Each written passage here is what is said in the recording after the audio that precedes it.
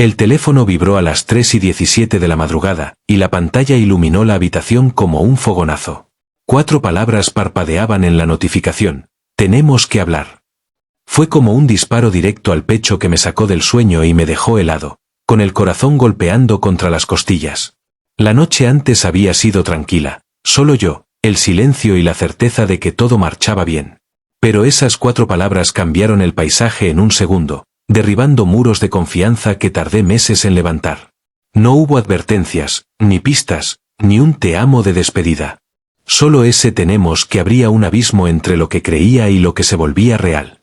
Al día siguiente, al volver a casa, encontré la mesa puesta para 2, tal como siempre, salvo por un papel doblado encima de mi taza de café favorita. Lo siento, necesito espacio, decía en letra temblorosa. Ni una explicación, ni un adiós digno. Solo un fragmento de promesas rotas extendido ahí, en la madrugada, como un rito de abandono. El silencio que siguió me quemó más que cualquier palabra hiriente. La silla frente a mí quedó vacía, y cada eco de risas pasadas se convirtió en un talismán que me recordaba el hueco insondable de su ausencia. Fueron segundos que se alargaron en minutos, luego en horas, un tiempo comprimido en el que tuve que enfrentar, en un solo golpe, la traición y la vergüenza de no haber visto las señales. La voz al otro lado sonó rasgada, como un susurro que se arrastraba por paredes de cristal. Durante un instante, el mundo pareció contener la respiración. Era la misma voz que había reído conmigo, que me había abrazado en noches de inseguridad, la voz que ahora temblaba al pronunciar mi nombre. Necesito decirte algo, empezó, y el necesito cargaba el peso de una confesión que llevaba meses enterrada. El pulso me retumbaba en las sienes, y sin darme cuenta, apreté la empuñadura del teléfono como si pudiera aferrarme a alguna certeza. Inspiré despacio y la dejé hablar. He estado viéndolo a escondidas, continuó, con un hilo de voz que se quebraba. Con él, desde hace meses. Fue como si el aire explotara en pedazos dentro de mis pulmones. Ese él adquirió forma propia. Conocía su nombre, su rostro amable, su risa fácil. Yo había sido testigo de cada abrazo aparente, de cada conversación en su presencia. Y sin embargo, había sido un actor secundario en sus historias, un invitado que imaginaba estar en el centro del escenario. Pensé que podría dejarlo atrás, que no volvería a ocurrir. Su voz se ahogó. Pero cada vez que lo veo, siento lo mismo que sentía contigo. La traición se coló por cada poro de mi piel. No hubo gritos, ni reproches directos. El dolor venía disfrazado de silencio. El sonido de sus lágrimas se imbricaba con el eco de mis propios sollozos contenibles. Quise interrumpirla, exigir explicaciones. Pero me quedé enmudecido, escuchando cómo mis espinas internas se rompían una a una. Lo descubrí cuando me dejaste sola esa noche, dijo, y mi mente retrocedió a la velada en que ella salió sin dar razón y yo me quedé preguntándome si había sido yo quien la alejó con mis celos. Entré a tu apartamento para el aniversario, y al subir las escaleras la llave no giró. Encontré la puerta entreabierta, vi tu luz encendida, y lo encontré a él, allí. Me vi a mí mismo llegando horas después, con el corazón dispuesto a celebrar, solo para estrellarme contra la realidad de 2 cuerpos ajenos en mi cama. Las sábanas revueltas, la fragancia de un perfume distinto, la confirmación de cada sospecha que había escondido entre mis malas noches. Pensé salir corriendo, gritar, destruirlo todo, continuó. Pero me quedé paralizada. Y él me tomó la mano y dijo, no es tu culpa. Esas 6 palabras se clavaron en mi piel como espinas, no es tu culpa. ¿Cómo no iba a sentirme responsable si había premiado cada mentira, había callado mis dudas para no arruinar lo que imaginaba perfecto? En mi mente, me convertí en cómplice silencioso de mi propia destrucción sentimental. Esa llamada reveló más que un engaño, sacó a flote viejas heridas que creía cicatrizadas. Mi madre, con su voz de reproche sutil y su juicio implícito, siempre me había dicho que amaba demasiado, que mi inseguridad contaminaba todo. En ese momento entendí que había interiorizado esa crítica hasta el punto de justificar la traición como consecuencia de mis defectos. Mientras hablaba, observé la lluvia golpeando la ventana, convirtiendo cada gota en un metrónomo de culpa. Pensé en mis sueños compartidos, el proyecto de viaje juntos, la casa que imaginaron como refugio, las promesas de un para siempre que ahora resonaban huecas. Me di cuenta de que había trabajado más en mis planes que en escuchar sus necesidades. Creí que el amor era cuestión de mapas y fechas, sin reconocer que el terreno cambiante de su corazón me había dejado atrás. Quiero, susurró, y el verbo quedó colgando en el aire. No sé si lo nuestro sigue teniendo sentido. Esa frase perforó mi última coraza. Quise gritarle que todo tenía sentido, que estaba dispuesto a luchar, pero sabía que esas palabras caerían sobre un cuerpo agotado. En lugar de eso, me descubrí preguntándome si el dolor había transformado su amor en algo irreconocible. Colgué sin darle tiempo a despedirse. El silencio tras la llamada fue un muro sólido contra el que mi respiración chocaba con violencia. Apoyé la cabeza contra la pared, sintiendo el frío del cemento golpear mis sienes. Cerré los ojos y dejé que el recuerdo de su voz resonara como un latigazo. Me di cuenta de que, más allá del engaño, lo que dolía de verdad era la verdad que había evitado, que el amor no es un territorio monolítico, que las personas cambian y que, a veces, los vínculos se deshilan sin aviso. Comprendí que mi silencio ante mis propias heridas lo hizo todo posible. El teléfono volvió a vibrar, esta vez con un mensaje: necesitamos hablar de lo que pasó. Era él. El otro. El causante de mi culpa. Mi pulso se aceleró mientras contemplaba la pantalla en penumbra. El miedo y la rabia se enredaron en mi pecho.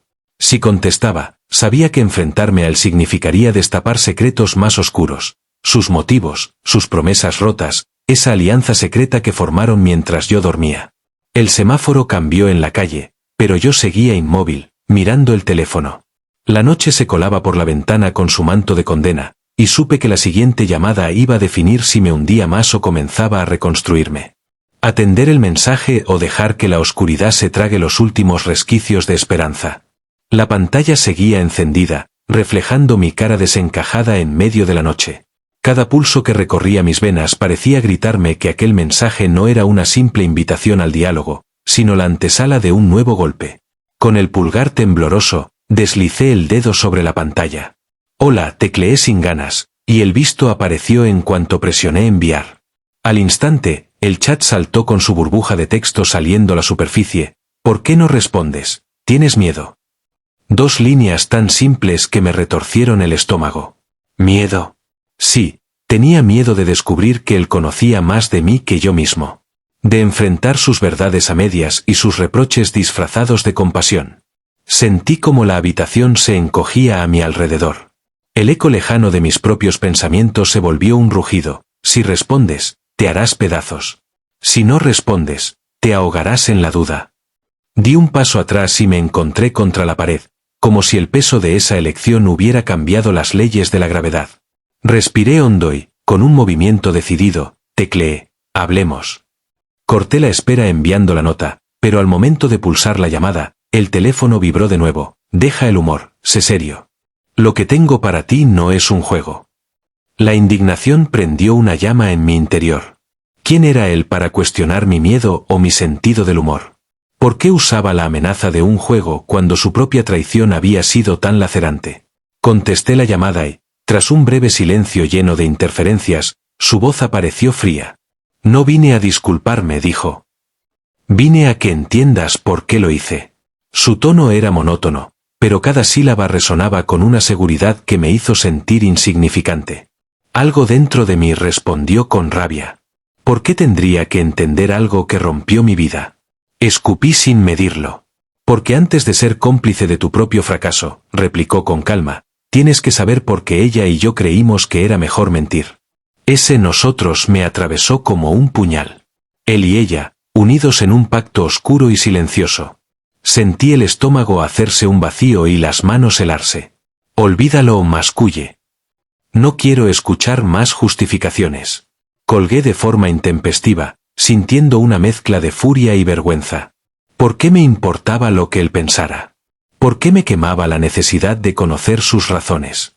Pero la culpa hizo su aparición. Recordé mis propios silencios, mis propios errores.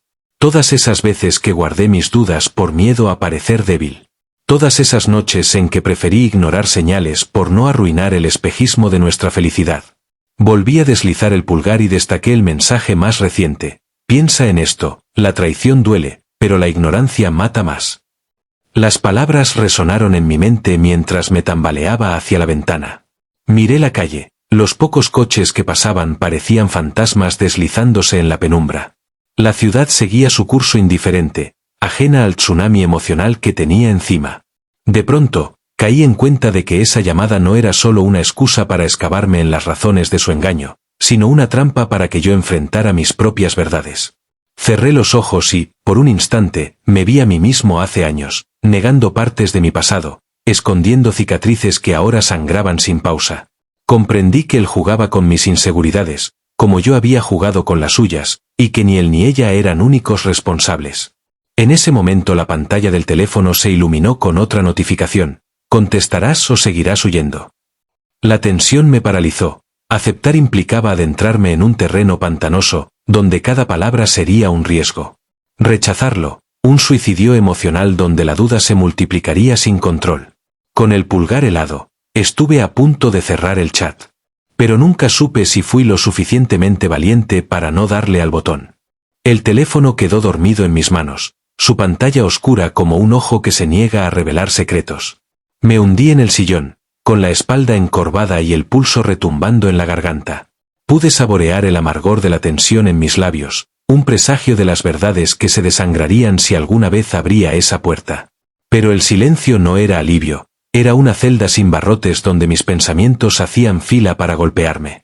Recordé la primera vez que me sentí traicionado, no había sido por ella, sino por mi mejor amigo. Aquella vez confundí la lealtad con la inmunidad, y aprendí que la traición duele igual sin importar quién la aplique. Esa herida no sanó, solo aprendí a entumecerte con trabajo y rutina. Ahora, estaba sangrando de nuevo. La llamada insistente se filtró con un timbrazo que sonó lejano, como un eco insistente en un túnel. Ignorarla era tan doloroso como atenderla. Con cada anillo, la sensación de urgencia crecía, arrastrándome a un punto de quiebre. Me levanté, golpeé el reposabrazos del sillón y me acerqué al teléfono con el ceño fruncido. Esta vez no huyas, decía el mensaje más reciente. Quizás llevaba razón, huir estaba siendo mi estrategia desde el inicio, y ahora esa carrera me había dejado sin aire. Pensar en enfrentar esa voz volvió a tambalear mi pulso. ¿Qué encontraría al otro lado? ¿Más excusas? ¿Más culpas compartidas? ¿O la liberación de un peso insoportable? Mis dedos temblorosos deslizaron la barra de notificaciones, y de pronto, vi una foto, ella, con él, riendo bajo un atardecer que yo había soñado compartir. Esa imagen, capturada para la eternidad, me fulminó. Sus sonrisas cómplices cortaban el aire como cuchillas. Me pregunté cuántas veces compartieron esa complicidad en lugares que yo desconocía, cuántos secretos habían susurrado al oído lejos de mis oídos confiados. La noche avanzaba sin clemencia. Apoyé la cabeza contra el cristal de la ventana y dejé que mi respiración se confundiera con el murmullo de la ciudad. En ese reflejo, aparecían mis propios ojos, cargados de cansancio y de la brasa viva de la duda. Si esto es una prueba, me susurré, ¿qué tan fuerte puede ser un hombre antes de quebrarse del todo? El teléfono vibró de nuevo, anunciando un vídeo. Era él. Con gesto grave y mirada intensa, comenzó a hablar. Lo que estás a punto de ver no es solo para que comprendas mi versión, sino para que enfrentes la tuya. Observa. Mi estómago se solidificó. Me senté con el teléfono en las piernas, sosteniéndolo como si fuera una llave que abría un cofre maldito.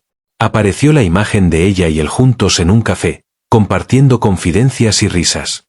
Luego cambiaron a un parque solitario, con el sol cayendo y sus sombras fusionándose. Cada escena me taladraba el pecho, las miradas que yo ya no recibía, los gestos que yo no compartía. El vídeo pasó a un momento íntimo, una llamada de él, contándole cómo se sentía atrapado en un triángulo de lealtades. Lo vi confesar sus dudas, exigirle a ella que me dejara de lado para que pudieran ser libres. Y ella, respondiendo con un llanto sofocado, asegurándole que no quería hacer daño, pero no podía hacerlo más. La pantalla se desdibujó cuando sentí que me faltaba el aire. Apagué el teléfono de un golpe y me recosté en el piso, mirando el techo como si fuera el último refugio posible.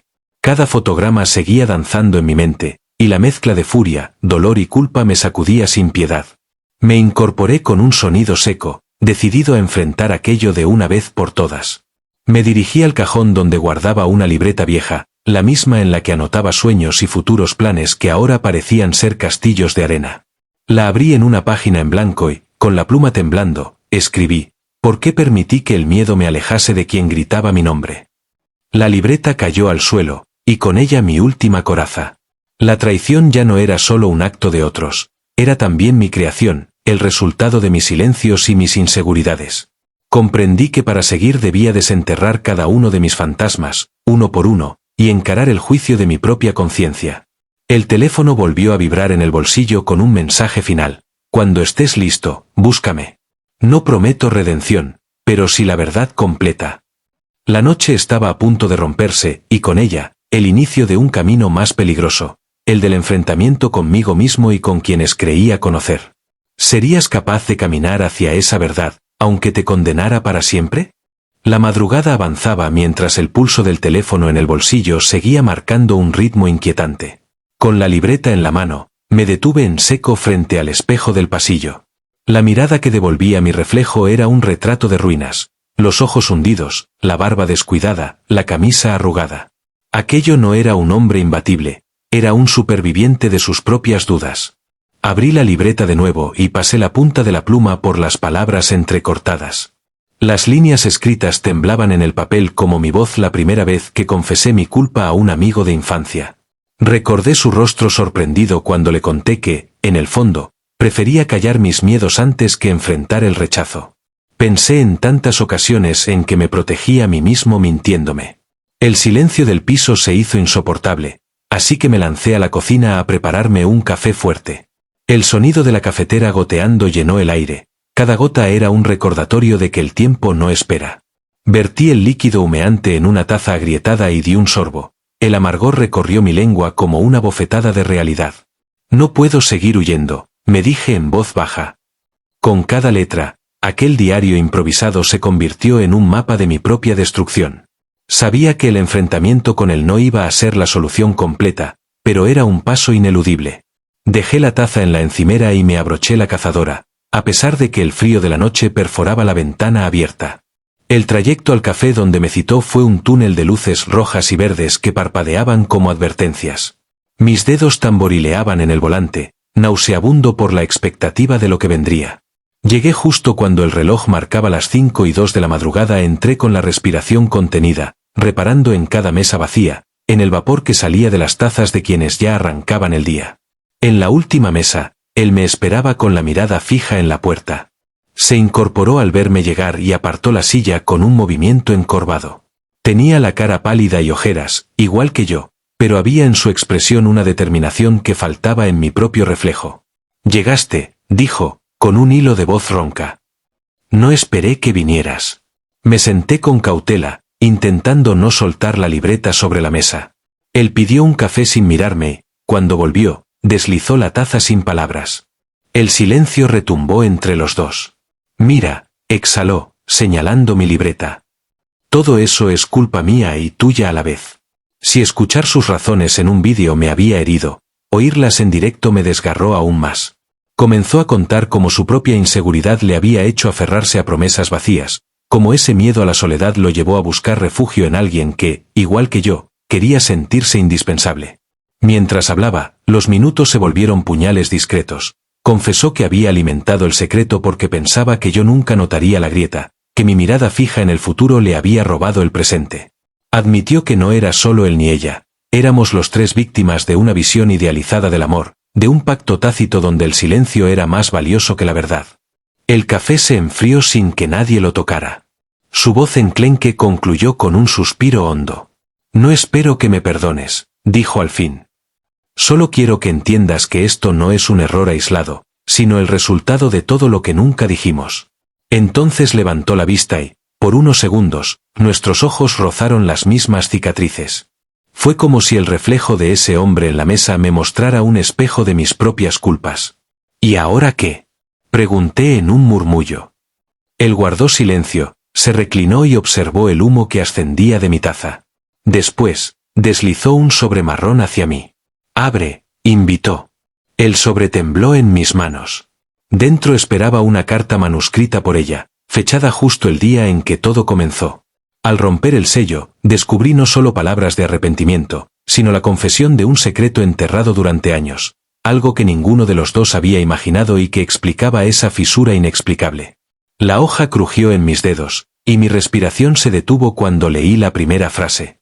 Hace tiempo descubrí un vástago de traición aún más profundo. Las palabras en aquella carta eran cuchillas envueltas en papel. Con cada línea, me adentraba en un laberinto de mentiras y verdades a medias que había pasado por alto, cegado por mis propias inseguridades. Ella contaba cómo, años atrás, había descubierto que yo había encubierto un engaño familiar, un incidente que involucraba a mi hermano y que yo había prometido silenciar para proteger la armonía de nuestra casa. Había creído que aquello era solo un error del pasado, algo sepultado bajo el peso del tiempo. Pero ella lo había encontrado en una vieja conversación de voz. Escuchó la confesión de mi madre sobre el accidente y vio la sombra de mi silencio en los reproches velados que me dedicaba cada vez que mencionaba la palabra familia. De repente comprendí por qué su amor se había vuelto un campo minado. No era solo por su atracción hacia él, sino por la traición que percibía en mi omisión. Cada reproche no era una acusación directa, sino la exigencia de una verdad que yo me había negado a revelar. Sentí un temblor recorrer mi cuerpo. El escenario del café se desdibujó, y por un instante vi el reflejo de mi madre regañándome, la voz autoritaria reprochando mis silencios. Recordé las noches en que mi padre había descubierto esa omisión y cómo aquel conflicto no solo fracturó a mi familia, sino también mi capacidad de confiar plenamente. Él, sentado frente a mí, guardó silencio mientras yo terminaba de leer. Entonces exhaló. Creíste que tu problema era solo de pareja, pero era el reflejo de todas tus traiciones anteriores. La frase resonó como un disparo. Comprendí que mi inseguridad, esa misma que había alimentado los celos y la necesidad de control, provenía de un pasado que nunca había enfrentado. Mis grietas internas habían atraído más grietas, y todos habíamos terminado atrapados en esa red de silencios. Cerré la carta con cuidado, sintiendo como la última línea, solo la verdad compartida puede soldar las fisuras del alma, se quedaba tatuada en mi mente. Miré a los dos fantasmas de mi traición, su traición por el engaño amoroso y la mía por el silencio familiar. ¿Qué se supone que haga ahora? Pregunté con la voz áspera. Él alzó la mirada, y por primera vez noté un atisbo de compasión en sus ojos. Empieza por contar tu verdad. Señaló mi libreta abierta. Escríbelo todo, sin omisiones. La tarde avanzaba y el café ahora estaba vacío, salvo por nosotros y el peso de las confesiones. Me tomé un último sorbo, notando el amargor como un bálsamo necesario. No será fácil, admití. Nadie dijo que fuera a serlo, respondió él. Pero es el único camino para poder mirar hacia adelante. Guardé la carta y apreté la libreta contra mi pecho. En ese momento supe que aquel no era el final de la historia, sino el punto de inflexión. El viaje hacia la verdad prometía ser más doloroso que cualquier traición, pero también, quizás, el único capaz de redimirnos. ¿Listo para enfrentar la propia historia más oscura? Abrí la libreta en la página en blanco con la misma sensación de quien enfrenta un juicio sin abogado. Cada trazo de tinta iba a desnudar secretos que había sepultado durante años, no solo mis silencios de pareja, sino esa farsa familiar que yo mismo había orquestado. El primer párrafo costó un suspiro. He vivido ocultando el accidente de mi hermano, prometiendo a mi padre que guardaría silencio. Hoy entiendo que aquella omisión no fue protección, sino la semilla de mis miedos más profundos. Las palabras comenzaron a fluir, temblorosas al principio, luego con la cadencia de quien rompe cadenas. Conté cómo, tras el choque de aquella noche lluviosa, preferí fingir que nadie había resultado herido, porque enfrentarlo habría significado aceptar que mi familia tenía grietas irreparables. Describí mis noches en vela, la ansiedad de escuchar cualquier sirena de policía como un presagio de la verdad por descubrir. Mientras escribía, sentí como un peso antiguo me oprimía menos. Cada confesión era un golpe de cincel removiendo la roca dura de las mentiras. Añadí mis inseguridades de niño, el temor a no ser suficiente, el miedo a decepcionar a quienes me querían, el complejo de héroe frustrado que me empujó a creer que contener la verdad era un acto de valentía. Escribí durante minutos que se volvieron horas. La cafetería cerró sus puertas, las luces se apagaron, y el barista me sonrió con piedad mientras pasaba a recoger sus tazas. Me di cuenta de que el sol de la mañana se filtraba por la ventana, pintando el papel con rayos de claridad. Entonces apareció mi madre en mi mente. La escuché reprocharme en su voz nasal de antaño: los secretos son como ropas viejas, tarde o temprano hacen comezón y ya no puedes soportarlos. Recordé su rostro serio aquella noche en que mi padre me regañó por ocultar la verdad. Vi sus ojos húmedos y comprendí que también ella sufrió esa mentira, aunque nunca lo dijera. Faltaba lo más difícil, contar cómo mi ocultamiento le robó a mi hermano la posibilidad de enfrentar las consecuencias y curarse. Nunca supe si el remordimiento lo consumió por dentro o si, al sentirse ignorado, empezó a creer que no valía nada. Escribí. Esa frase me partió en dos. La pluma tembló y tuve que secarme el sudor de la frente.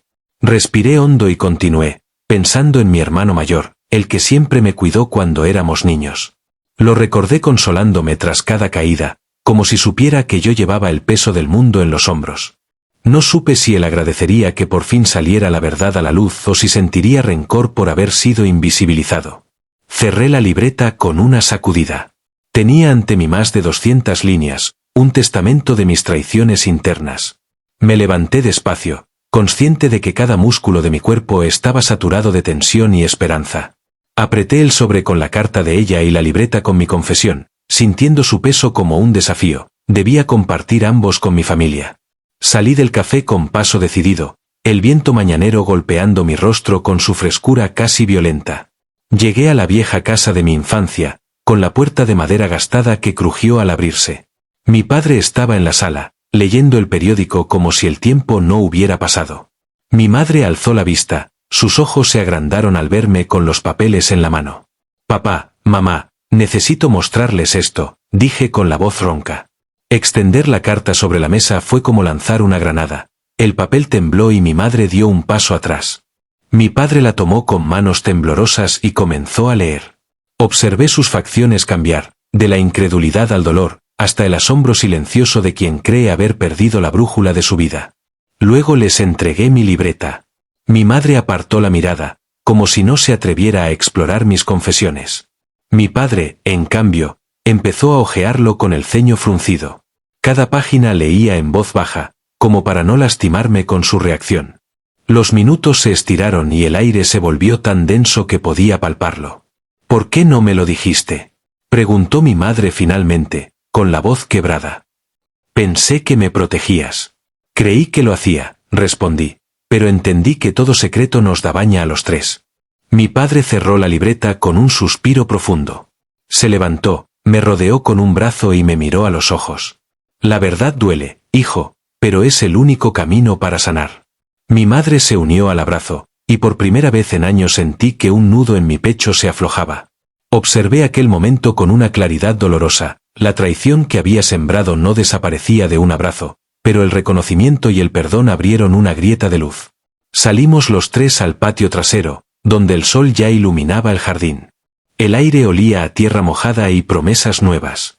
En silencio, entendí que el proceso apenas comenzaba. El triángulo de mentiras amorosas, mis propias omisiones, y el dolor de mi hermano, quien aún desconocía todo, formaban un rompecabezas capaz de destruirnos o de enseñarnos a reconstruirnos. Me giré hacia el cielo y sentí, por primera vez, que la verdad no era mi enemigo, sino la herramienta más afilada para cortarme los lazos con el pasado y empezar de cero. El siguiente paso era inevitable, enfrentar a mi hermano y desenterrar juntos el secreto que nos marcaría para siempre. La casa de mi hermano se erguía al final de la cuadra, con la misma fachada descascarada de siempre. Mi mano sostuvo el pomo unos instantes más de lo que el nerviosismo habría permitido. Sentí el pulso retumbarme en el cuello y un sudor frío recorrerme la espalda. Con la libreta en una mano y la carta en la otra, respiré hondo y toqué la puerta. Él abrió casi de inmediato, como si me hubiese visto llegar desde la ventana. Sus ojos recorrieron mi rostro con esa mezcla de cariño y sospecha que siempre le dedicó. «¿Qué pasa?», musitó, frunciendo el ceño. No hubo saludos banales. Entré sin invitarme, empujando la puerta con suavidad, y dejé los papeles sobre la mesa de la sala. Él cerró la puerta tras nosotros y se plantó frente a mí, cruzado de brazos. Su silencio era una pregunta afilada. «Necesito que leas esto», dije, entregándole primero la carta de ella. «Antes de que te explique, tienes que saber lo que ella reveló. No fue solo su engaño, sino el tuyo y el mío, unidos por mis silencios». Él pestañeó, con la mano apoyada en la barbilla. Desdobló la carta con cuidado, leyó las primeras líneas y dejó escapar un murmullo. «Esta es de ella». Asentí, con la voz quebrada. Sí.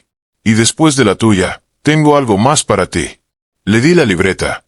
La abrió por la página en la que narraba el accidente de tu coche y cómo lo había encubierto, dejando a mi hermano a merced del olvido. Noté cómo se tensaban sus hombros, y una sombra atravesó su expresión. Nunca me lo dijiste, escupió. Creí que eras mi protector. Creí que era mejor guardar silencio, repliqué. Pero esas omisiones abrieron grietas que permitieron esta traición. Él pasó las páginas sin hablar, como si temiera leer lo que su propia sangre había escrito. Confesé en voz alta cada palabra de la libreta, como si la casa fuese un tribunal, mis miedos de niño, la culpa de no permitirle enfrentar las consecuencias, el resentimiento soterrado que creció cada vez que supe que mi madre lo culpaba sin nombrarlo. Al llegar al final, levanté la mirada y vi sus ojos cristalinos. ¿Por qué no me permitiste sanar?, preguntó, con voz áspera. Le conté, con el corazón en un puño, como el dolor de perder mi confianza me había llevado a silenciar la verdad, creyendo protegerlo de la vergüenza. Él me escuchó en silencio, asintiendo lentamente. Quiero entenderlo todo, dijo al fin. Pero primero necesito saber algo. Cuando tú callaste, ¿te diste cuenta de que me estabas abandonando? La pregunta me golpeó con fuerza. No supe responder al instante. Bajé la vista, y sentí el peso de cada noche en que lo ignoré, de cada llamada sin contestar, de cada excusa que inventé para no mencionar el accidente. Cada uno había sufrido ese abandono. Él, esperando una palabra. Yo, esperando el perdón sin ofrecerlo. Me arrodillé a su altura, sujetando su mano. Confesé. Sí, me di cuenta demasiado tarde. Lo siento. Su mirada vaciló, y por un momento pensé que el puente entre nosotros se había quemado para siempre. Entonces sus labios se curvaron en un gesto ambiguo, mezcla de ira y alivio. Si esto es lo que querías oír, entonces ya no tengo excusa para callar. El silencio nos envolvió. Él se levantó despacio, volvió a sentarse en el sofá y me indicó que entrara. Me senté a su lado, con la libreta en el regazo. Sacó un sobre de la chaqueta y lo deslizó sobre la mesa. Esto es para ti, dijo. Lo encontré en el maletero de mi coche aquella noche. No quise decir nada hasta estar seguro. El sobre era idéntico al de ella. Lo abrí con manos temblorosas y encontré una foto. Mi hermano de niño, apoyado en el capó abollado del coche tras el accidente, con la mirada perdida y un vendaje mal puesto en la frente. Al reverso, una nota en la letra temblorosa de mi padre. Nunca más guardes silencio. La verdad salva. El silencio mata. La respiración se me cortó. Miré a mi hermano, cuyos ojos brillaban con una mezcla de reproche y perdón. Mi papá sabía que yo te consideraba un héroe, susurró él. Me dolió más tu silencio que la herida. Comprendí entonces que el accidente había sido solo la chispa. El verdadero incendio lo había provocado mi incapacidad de hablar. Y, sin embargo, ahí estaba la oportunidad de reescribirlo todo. El reloj marcó una hora que ya no significaba nada. Afuera, el sol se alzaba tras las nubes. Dentro, en aquella sala, el eco de la traición y el perdón se entrelazaba en un silencio cargado de promesas. ¿Sería suficiente soltar ese último grito de verdad para sanar lo que llevaba años pudriéndose por dentro? El segundo en que salí de la casa de mi hermano, el teléfono vibró en el bolsillo con un nombre que no esperaba. Mamá. El pulso se me disparó. Aún tenía la libreta y la foto de mi niñez en la mano, y pensé que si contestaba, el mundo que habíamos empezado a reconstruir correría peligro de derrumbarse de nuevo. «Hola», dije, con la voz tan quedada que casi la escuché retumbar en mis propios oídos. «Hijo», respondió ella, con esa fuerza tenue que muchas veces se confunde con fragilidad.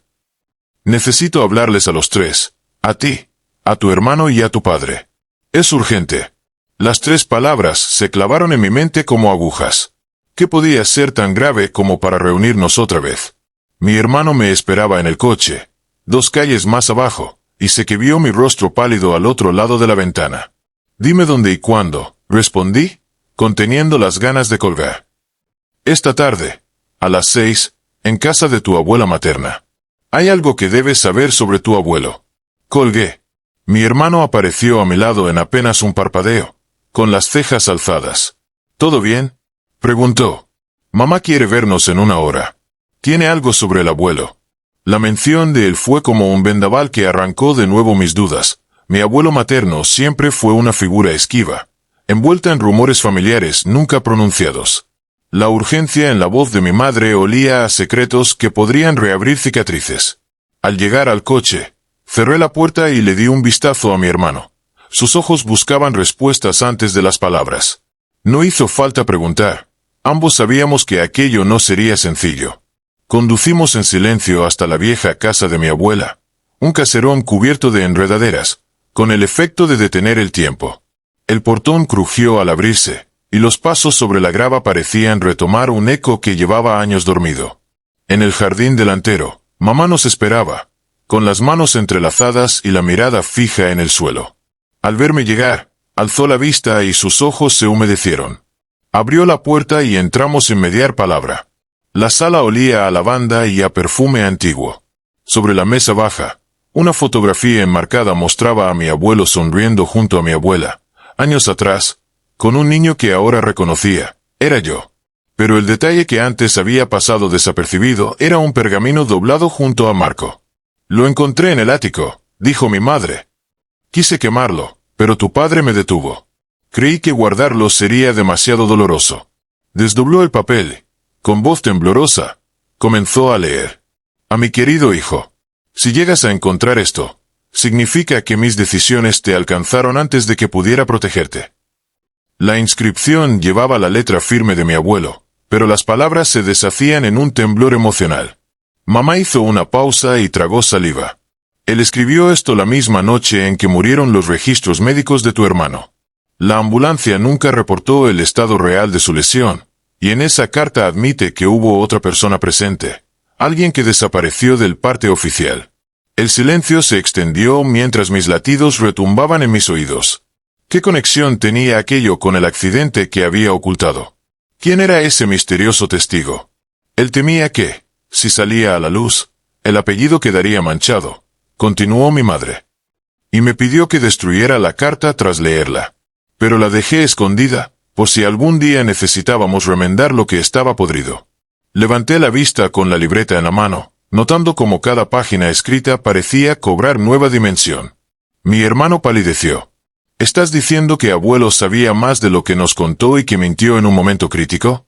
Más de lo que cualquiera imaginó, respondió ella. Yo misma encontré el informe de la aseguradora con su firma falsificada. Y el nombre del otro conductor nunca apareció. El aire se enrareció. Mi hermano y yo intercambiamos una mirada cargada de asombro y miedo. El accidente había sido solo la punta del iceberg. Ahora emergía un entramado de mentiras intergeneracionales. Tenemos que ir a la policía con esto, dijo mi hermano. No podemos seguir ocultando verdades. Mamá negó con la cabeza, lágrimas rodando por sus mejillas. No sin conocer la historia completa. Esa carta menciona algo sobre una promesa que hice a tu abuelo. Cuidar de alguien más aparte de ustedes. Mi mente se disparó. ¿Qué promesa pudo ser tan poderosa como para obligarla a falsificar papeles y callar un secreto familiar? Mamá, comencé. ¿Qué nos ocultas aún? Ella cerró los ojos, tomó aire profundo. Con voz apenas audible, susurró. El otro conductor era tu madre.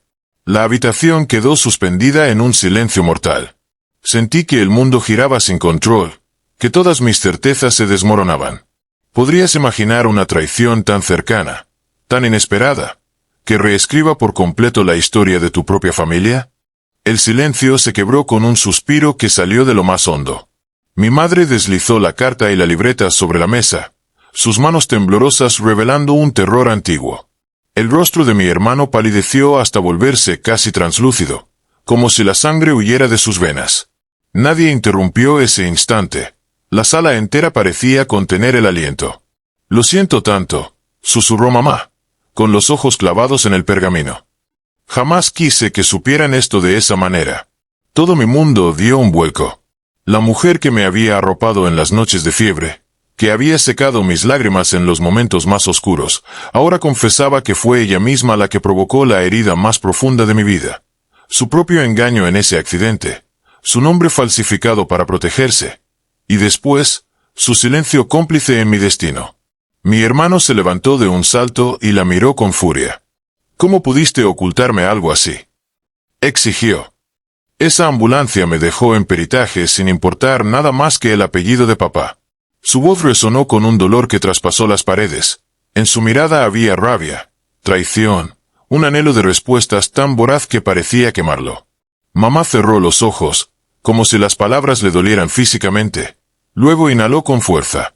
«¿Fue él quien me lo pidió?», dijo, señalando a mi padre, que había permanecido en silencio hasta entonces.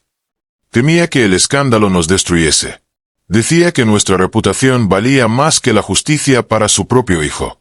El padre entró en la habitación con el ceño fruncido y el paso pesado.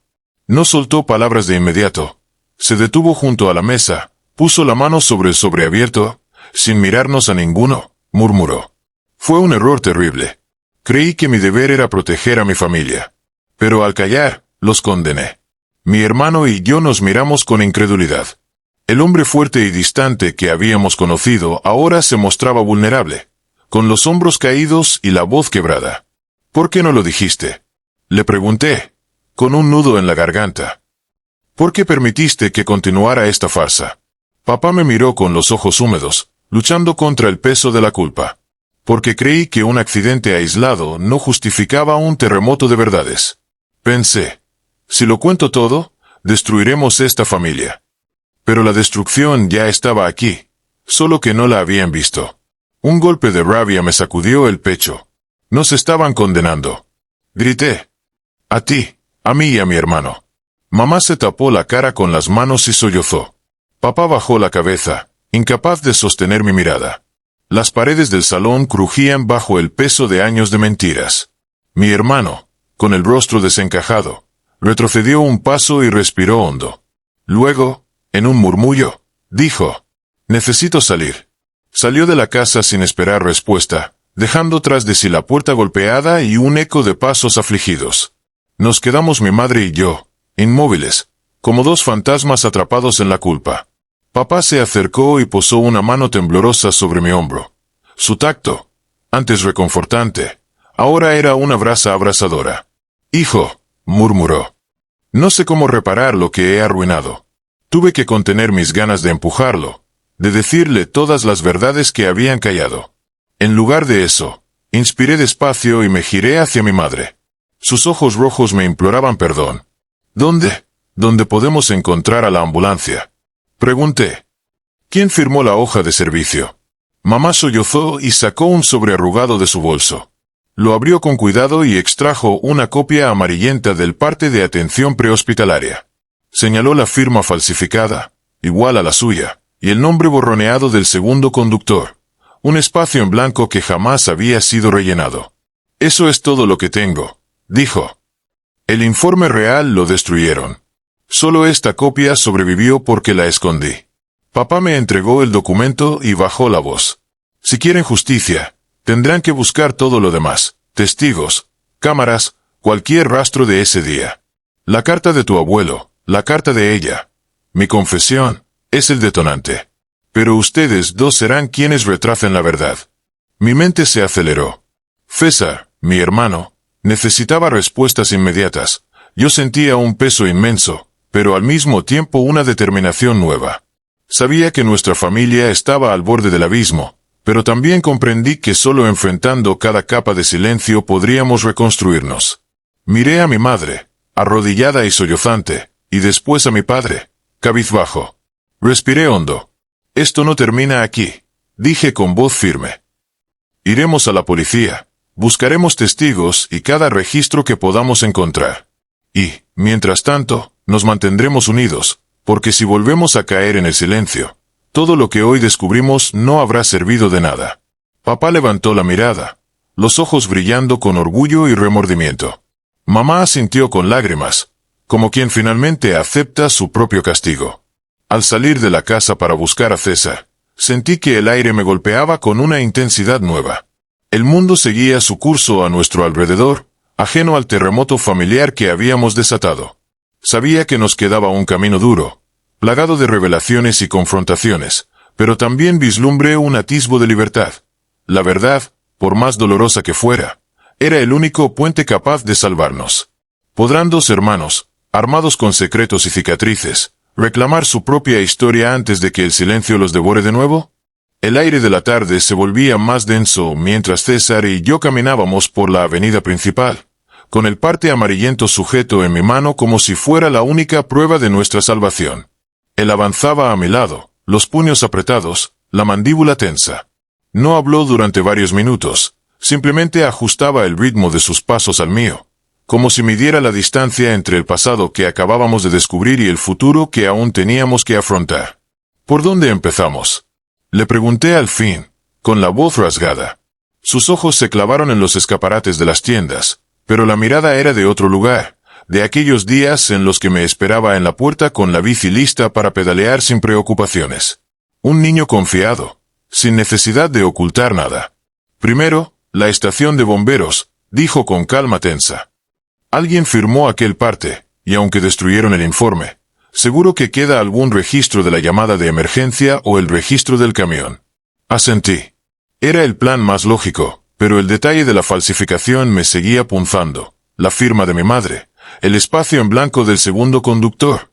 ¿Quién había recogido esa llamada y dónde podría estar la verdad?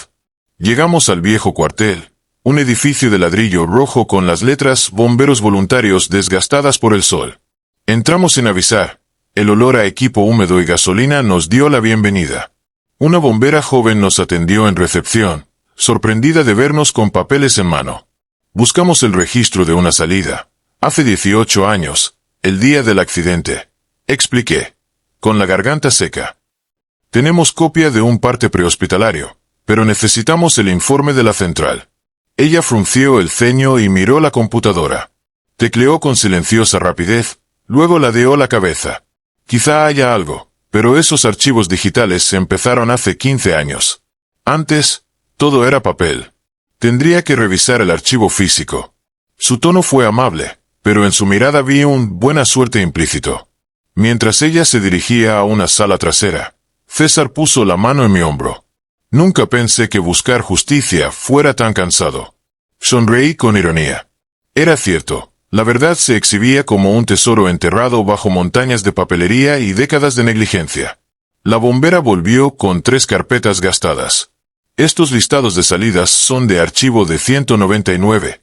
Alzó la mirada, como si calculase. De 199 al 200. Aquí deberían estar los registros. Lo siento si está incompleto. Nos instalamos en una mesa polvorienta. Abrimos la primera carpeta. Luego la segunda, hasta que dimos con la fecha. El informe de salida 17 de marzo de 2007.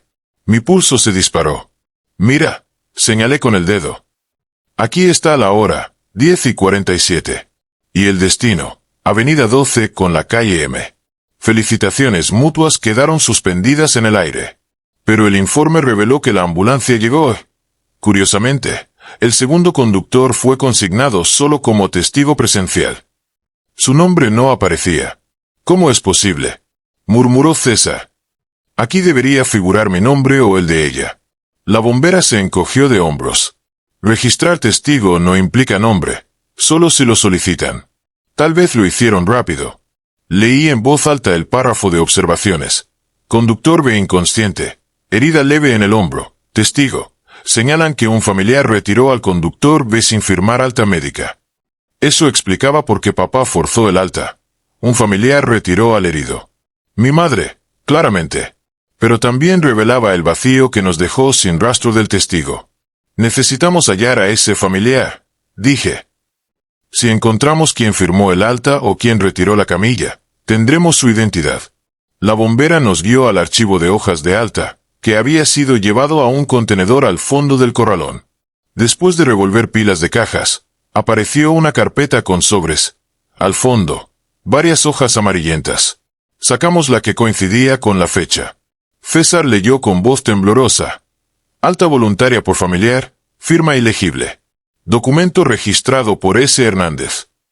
Ambos nos quedamos en silencio. S. Hernández. Podría ser un seudónimo, un alias, o la inicial de alguien que actuó bajo presión.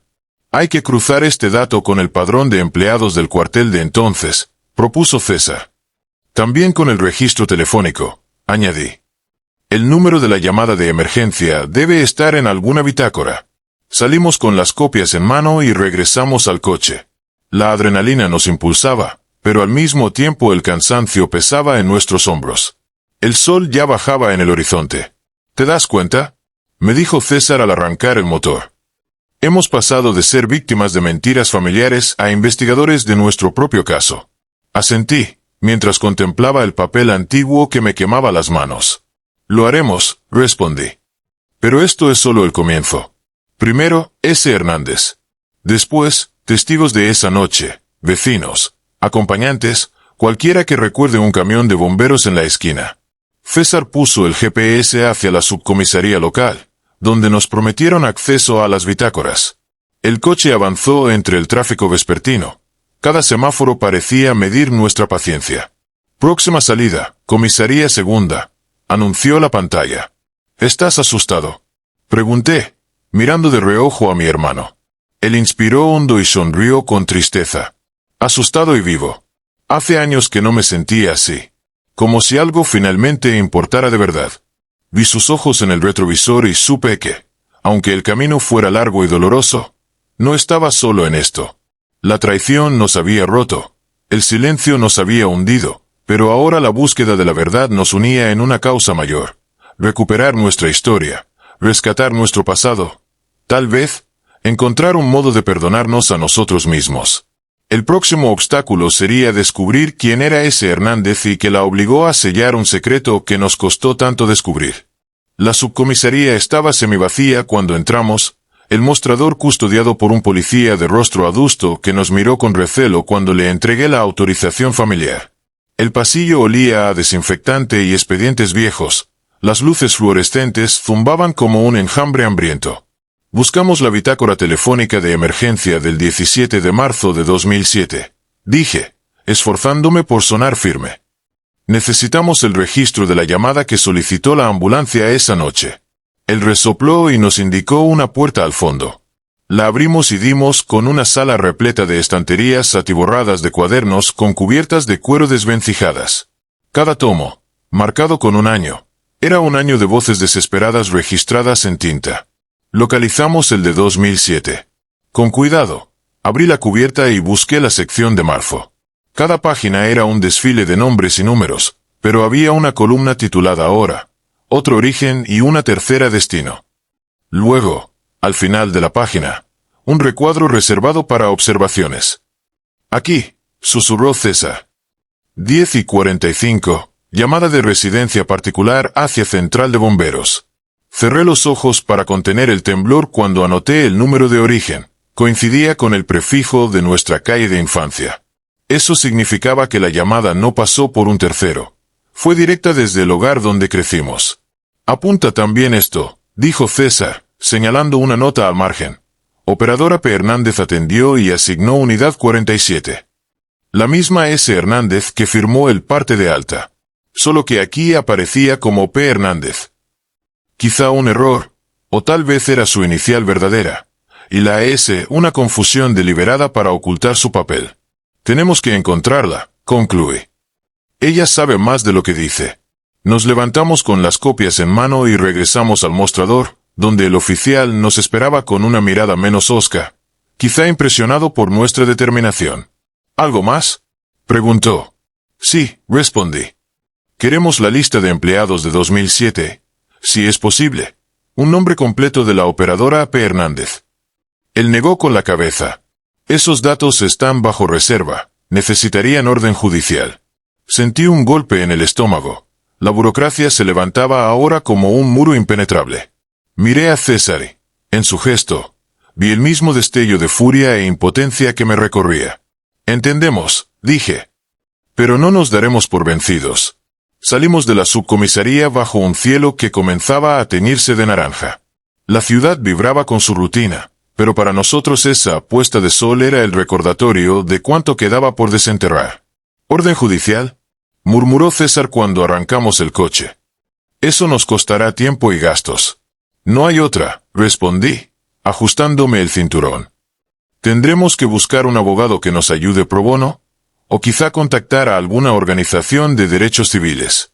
Esto ya no es solo un asunto familiar, es un caso de negligencia y falsificación. César asintió, pensativo. Después, encendió la radio y una canción nostálgica inundó el habitáculo, como un eco de los recuerdos compartidos. Dejé que la música me envolviera unos segundos, mientras el coche avanzaba hacia la siguiente parada. El bufete de un abogado que nos recomendaron, un tipo que decía no temer a los grandes nombres. Llegamos a un edificio de cristal y acero. El letrero en la puerta decía Bufete Morales y Asociados. Subimos al despacho en el tercer piso. Tras un breve pasillo, el abogado apareció, un hombre canoso de mirada aguda que nos pidió sentarnos. Me han dicho que tienen un caso complejo, empezó. Falsificación de documentos y negligencia en un servicio de emergencia. Asentí y le expuse el plan, el parte prehospitalario manipulado, la bitácora telefónica, la firma de P. Hernández y el testigo que retiró a mi hermano sin alta. Él tomó notas, frunció el ceño, al final, se recostó. Es sólido, si logramos vincular a la operadora con el parte. Con una orden judicial podríamos acceder a los registros de personal y a las grabaciones de la central. Pero les advierto, será lento, costoso y probablemente encontraremos resistencia. César apretó los puños. Yo inspiré hondo y recordé la promesa que hice en la sala familiar, no rendirnos frente al silencio. Entendemos, dije. Haremos lo que sea necesario. El abogado asintió. Les preparo la solicitud para el juez. Háganme llegar copia de todo lo que tengan y concertamos una reunión con el perito calígrafo que trabajo.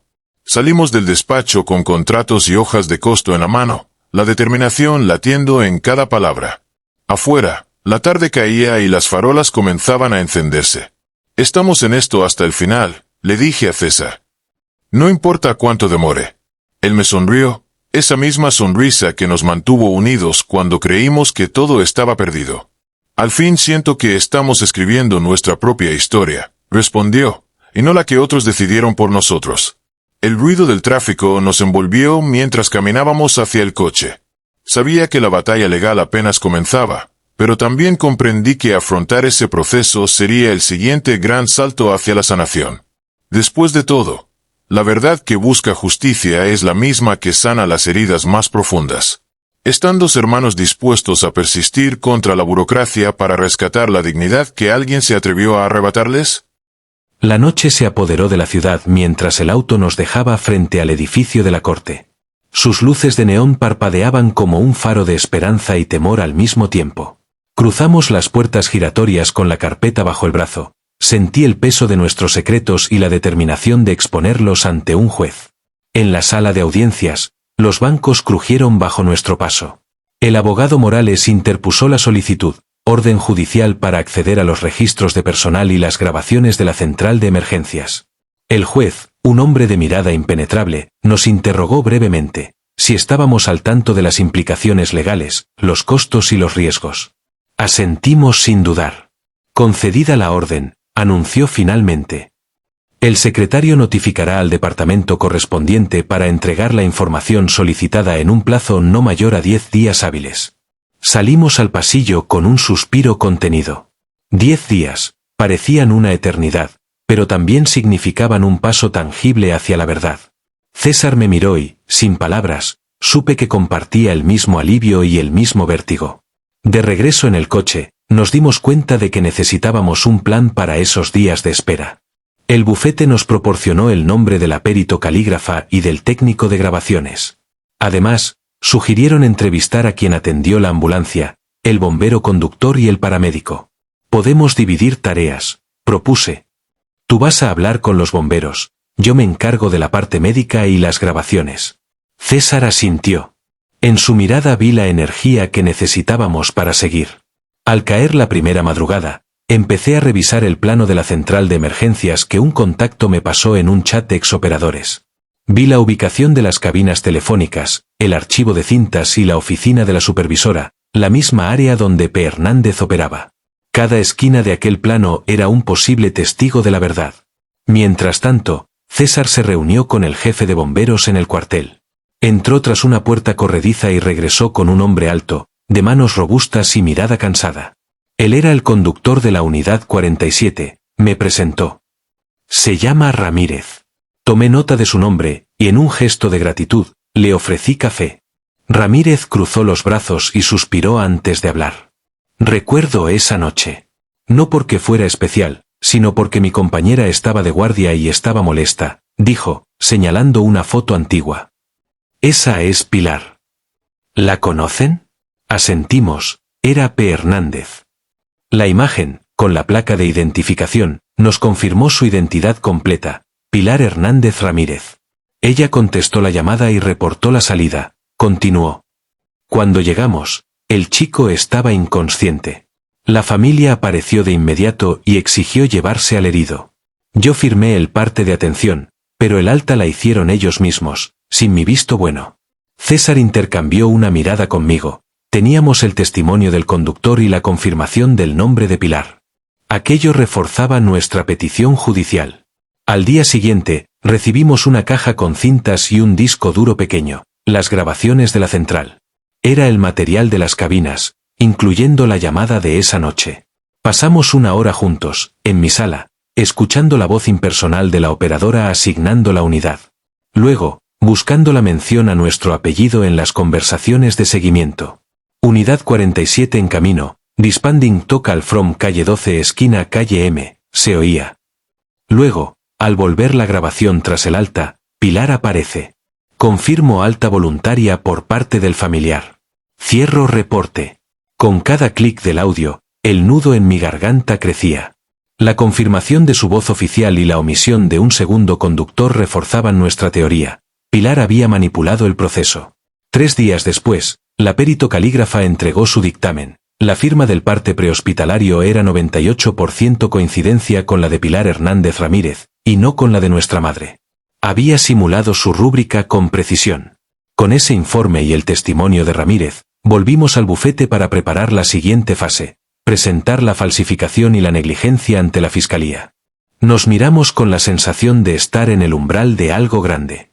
Esto les hará comparecer, dijo el abogado Morales. Y tendrán que responder ante la justicia. Mientras salíamos del despacho, la luz del sol caía en un cielo despejado. Sentí en el pecho una mezcla de alivio y vértigo. La batalla legal apenas iniciaba, pero el escenario estaba listo. Teníamos testigos, grabaciones, pericia caligráfica. La verdad, por fin, se convertía en evidencia irrefutable. 2 hermanos habían tomado las riendas de su historia, armados con coraje y pruebas, listos para exigir justicia y recuperar su dignidad. La mañana del día en que debíamos presentar la denuncia ante la fiscalía, me desperté con el sabor áspero de la ansiedad en la boca. El bufete nos había citado a las 10, y a las 9 estábamos en el coche, recorriendo calles ya conocidas pero ahora impregnadas de un peso distinto. Cada esquina recordaba promesas rotas y secretos al descubierto. Al entrar en el edificio de la fiscalía, el recepcionista nos guió a una sala de espera silenciosa, con paredes de tono neutro y sillas alineadas como prisioneras. La carpeta con las pruebas, grabaciones, dictámenes, testimonios y la carta de mi abuelo, descansaba en mis manos, crispadas alrededor de sus bordes. César exhaló con fuerza a mi lado, y nuestras miradas se cruzaron. No hacía falta decir nada, sabíamos lo que estaba en juego. Un agente nos hizo pasar a un despacho, donde el fiscal de turno nos recibió tras una mesa abarrotada de papeles. Era un hombre de cabello entrecano y lentes de montura fina, cuya voz grave contrastaba con el estruendo de mi corazón. Entiendo que traen un caso de falsificación de documentos y negligencia, inició. Adelante, presenten lo que tengan. César depositó el sobre de grabaciones y repasó brevemente los hechos. El parte prehospitalario adulterado, la intervención de Pilar Hernández Ramírez, la omisión del segundo conductor, mi hermano, y la falsificación de la firma. Luego describió la investigación en los bomberos y la bitácora de la central. El fiscal hojeó las grabaciones, asintiendo y tomándose notas con paciencia. Después, le pasé el dictamen de la perito calígrafa y la copia del parte amarillo con la firma señalada. Finalmente, saqué la carta de mi abuelo y la carta de ella, cuya relevancia histórica y emocional reforzaba la gravedad del caso. Aquí hay una dimensión familiar, comentó el fiscal.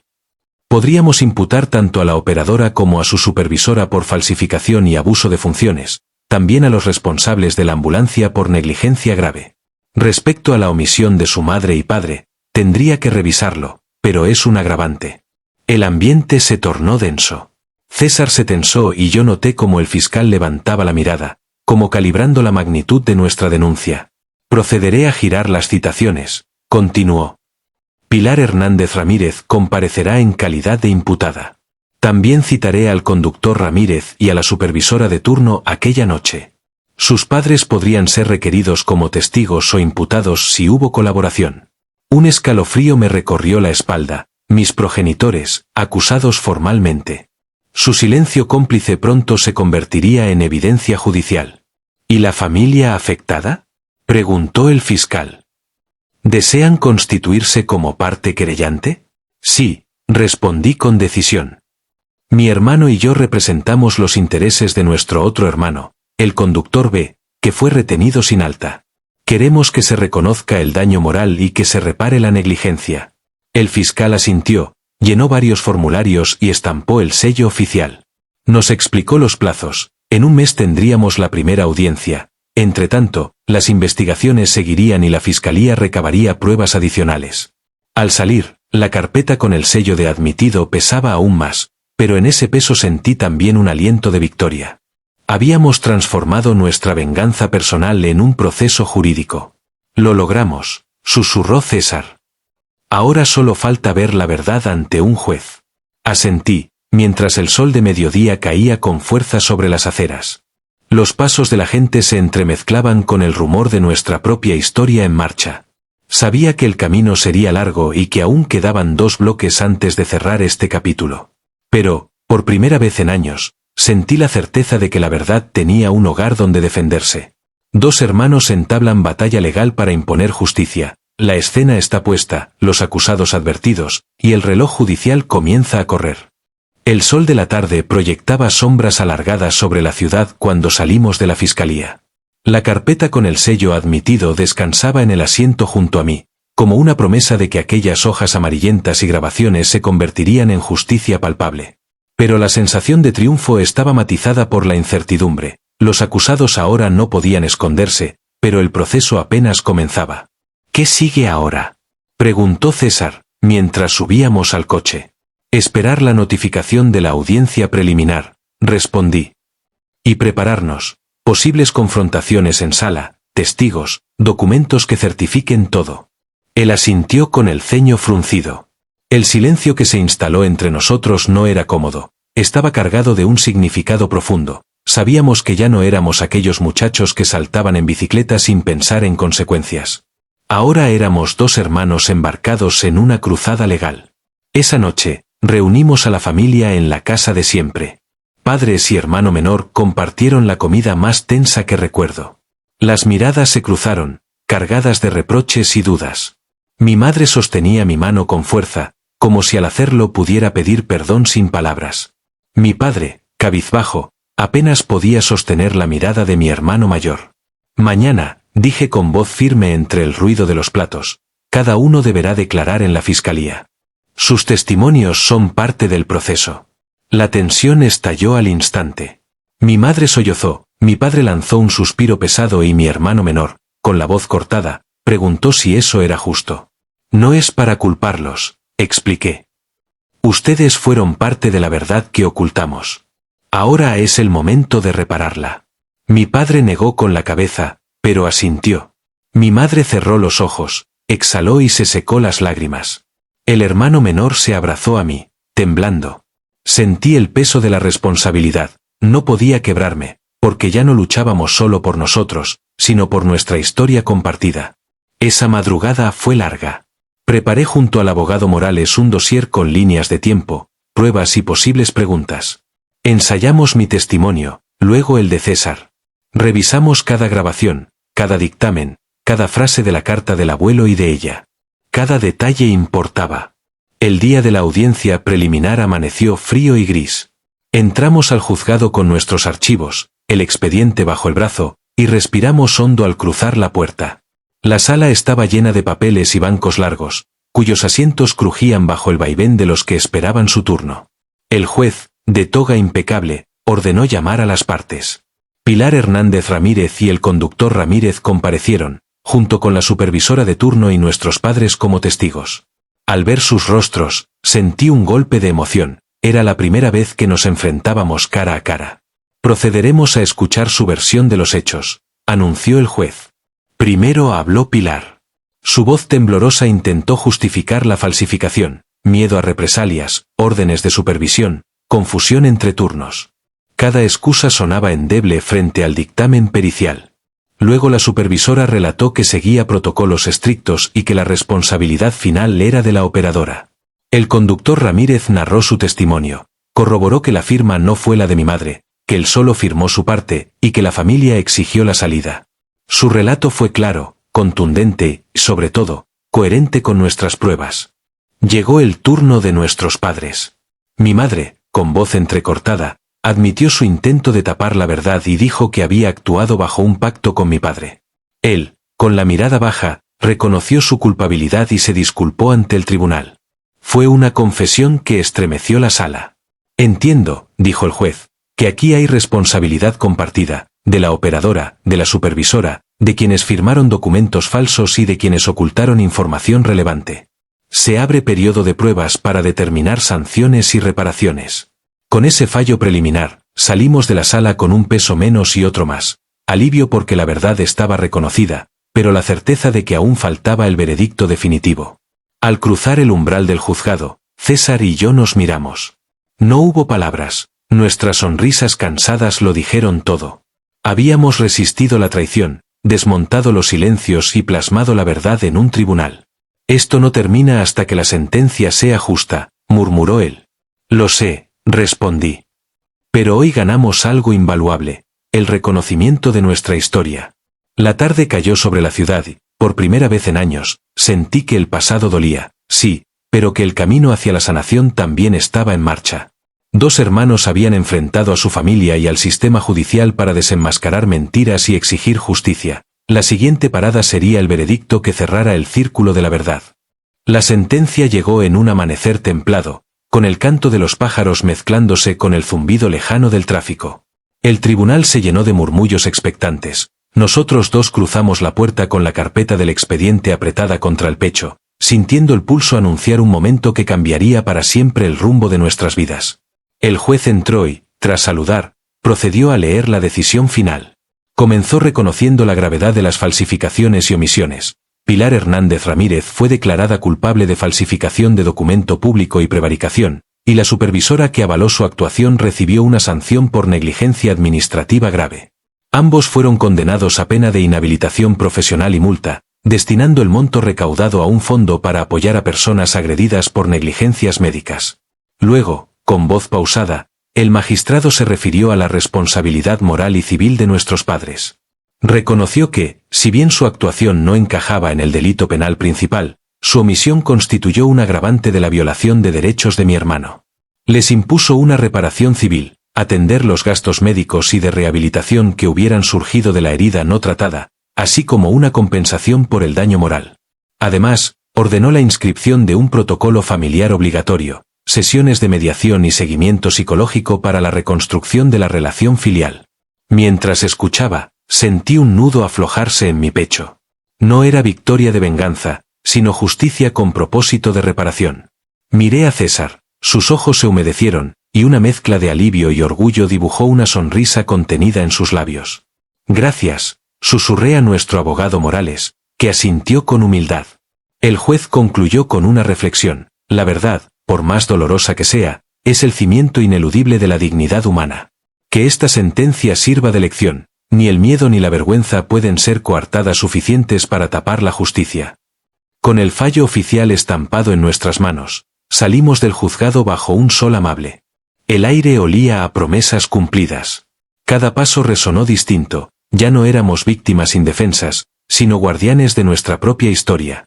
Esa tarde, nos sentamos en la terraza de un café cercano.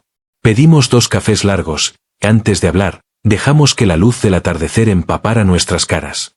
¿Cómo te sientes?, pregunté, con la voz suave. César tomó el sorbo y suspiró. Liviano, y con ganas de avanzar. Sonrió. Nunca imaginé agradecerle a un tribunal. Reí sin ganas de bromear, simplemente con el alivio de sentir que, tras años de secretos, la puerta de la honestidad se había abierto de par en par. Yo también, admití. Ahora quiero reconstruir esto, señalé con la mirada el cuaderno donde había empezado mi confesión, pero desde otro lugar. Él asintió y alzó su taza. Por la verdad. Y por el perdón, añadí, entrechocando suavemente el borde de la taza con la suya. Mientras sorbíamos el café, vislumbré en el horizonte una ciudad que no había cambiado, pero cuyos rincones ya no me parecían ajenos. Eran el escenario de nuestra lucha, del dolor y de la redención. Sabía que el camino de la sanación sería largo, las heridas emocionales no cicatrizan con un fallo judicial, pero también entendí que al fin habíamos puesto la piedra angular, la luz de la verdad. Al caer la noche, emprendimos el regreso a casa familiar, donde nos esperaba una conversación pendiente, el abrazo con mi hermano menor, que aún necesitaba asimilar lo ocurrido, y la reconstrucción de vínculos con nuestros padres, ahora responsables y dispuestos a enmendar. Pero ese capítulo, supe, se escribiría con paciencia y con la voluntad de seguir hablando, sin silencios, sin omisiones. La historia que empezó con un mensaje a las 3:17 de la madrugada, con 4 palabras letales, tenemos que hablar, había terminado en un café, con 2 hermanos que alzaban sus tazas por la verdad y el perdón. En ese brindis silencioso, supe que la verdadera victoria no residía en los juicios ganados, sino en la libertad de mirar el futuro sin los grilletes del pasado.